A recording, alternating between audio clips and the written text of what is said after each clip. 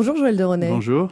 Vous êtes un ancien chercheur et enseignant dans le domaine de la biologie et de l'informatique au MIT, le Massachusetts Institute of Technology. Vous avez écrit de nombreux livres sur les liens entre la vie et l'évolution justement de la technologie. Et dans votre dernier livre publié chez Babel en édition de poche, qui s'appelle « Surfer la vie, comment survivre dans la société fluide », vous annoncez le déferlement d'une grande vague, normale pour un surfeur, et notamment l'avènement de la démocratie énergétique.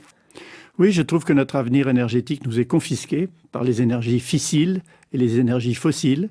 On n'a rien à faire d'autre qu'à aller à la pompe chercher de l'essence ou appuyer sur son compteur pour produire de l'électricité. Or, avec les énergies renouvelables, combinées entre elles, même si elles sont intermittentes, mais on va pouvoir les stocker de plus en plus, on peut les distribuer par une grille intelligente que j'appelle Enernet, qu'on appelle aussi la Smart Grid, une sorte d'Internet de l'énergie en peer-to-peer. Les gens vont pouvoir commencer à produire plus d'énergie qu'ils en consomment. Déjà, c'est le cas de beaucoup de bâtiments. Et à ce moment-là, qui dit production supérieure à ce qu'on consomme, dit partage. Et ça change tout. Ça fait qu'on devient responsable de son futur énergétique. Ça veut dire qu'on relocalise l'énergie ? On la relocalise, on la délocalise en même temps. C'est-à-dire que l'énergie, on va faire le roaming de l'énergie. Déjà, l'Europe s'en intéresse et s'en préoccupe avec les smart grids.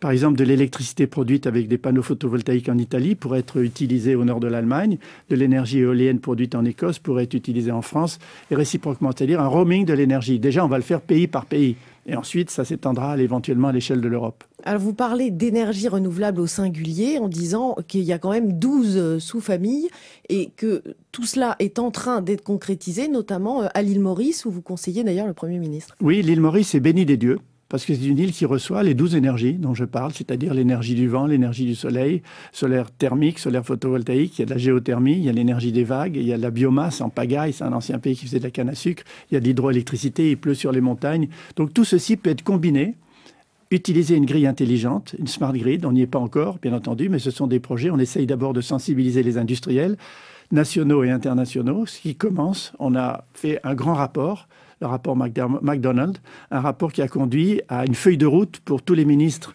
responsables de l'énergie ou de l'environnement à Maurice. Ça se met en route progressivement, à mes yeux trop lentement, parce qu'il y a encore beaucoup de résistance de certains lobbies. Du coup, c'est un petit laboratoire. Oui, c'est un petit laboratoire, c'est ce que j'ai dit, c'est un purgé pilote pour le monde. J'ai dit ça au Premier ministre, il le met dans ses discours quand il va à l'étranger.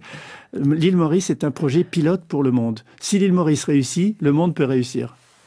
Et vous annoncez aussi dans ce livre, La société fluide, l'arrivée des makers, c'est-à-dire ce que vous traduisez en français par doueurs. Oui, les doueurs. Moi, je pense que on dit un surfeur, on dit un golfeur, on dit... un doueur. Et ça va révolutionner l'industrie. Oui, pourquoi ? Parce que l'industrie, elle est détenue par un pouvoir, le pouvoir du capital, le pouvoir de la centralisation énergétique. Pourquoi ? Pour l'économie d'échelle. Pour faire en sorte qu'on produise en masse, des produits de masse, distribués en masse, et essayer de le faire dans des endroits très localisés. Or, grâce à des imprimantes 3D, que j'appelle les MUP, les micro-usines personnalisées, ce sont des imprimantes qui peuvent être de la taille de cette pièce ou de la taille d'une imprimante classique laser ou à jet d'encre. On peut fabriquer tous les objets possibles et imaginables dans toutes les matières possibles et imaginables. Donc on va vers une forme d'artisanat numérique où les gens, les TPE, les PME, en réseau, encore une fois, se mettent ensemble pour produire et partager.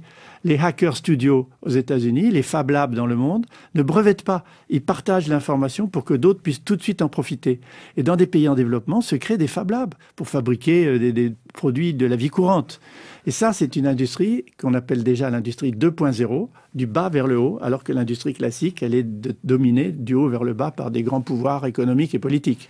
Mais alors du coup, si on se réapproprie l'énergie, si on se réapproprie de façon plus individualisée la fabrication des produits, ça veut dire qu'on remet en cause le système pyramidal politique de l'essentiel de nos pays ? En partie. Il continuera toujours, on en aura toujours besoin. Il y a la lutte entre le glaive et le bouclier, ça continuera. Il y a besoin de pouvoir pyramidal, je ne dis pas le contraire, on en a besoin. Mais de plus en plus, le pouvoir transversal, ce que j'appelle aussi la désintermédiation, la société du la société collaborative, on le voit pour le covoiturage, pour la cohabitation, pour la coéducation, pour le partage dont on peut parler aussi pour ne moins gaspiller.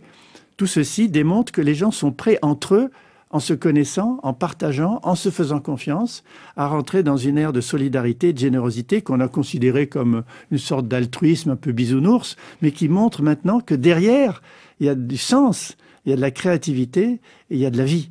Et donc, sens, créativité et vie font que les gens se le réapproprient malgré les pouvoirs traditionnels par lesquels nous étions obligés de passer. Donc, c'est une source d'optimisme pour vous? C'est une source, je ne vais pas dire d'optimisme, je vais dire c'est une source de confiance en l'homme et sa capacité d'évoluer, de s'adapter à la fois au numérique, au biologique et à l'environnement. C'est un bon remède contre la morosité ambiante? Si on parle de sujets... Écoutez, si vous me suivez sur Twitter, 2 fois ou 3 fois par jour, je tweete des sujets positifs. Je tweete des sujets sur les technologies nouvelles, les sciences nouvelles, les médicaments qui vont guérir des grandes maladies. Et c'est jamais repris dans la presse. En fait, ils sont là, toutes les informations sont là. Il n'y a qu'à voir ce que font des gens comme moi, je ne suis pas le seul, dans le monde entier, qui tweetent des sujets, pas optimistes, mais positifs, pour donner envie de l'avenir. Et c'est aussi la ligne éditoriale de notre émission. Merci Joël de René.